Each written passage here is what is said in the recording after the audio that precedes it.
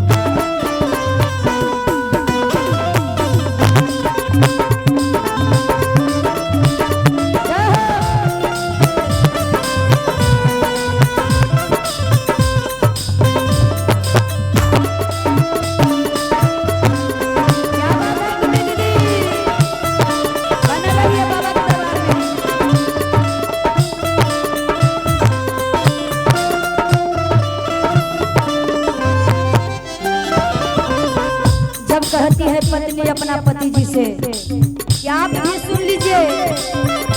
मेरा आवाज कहते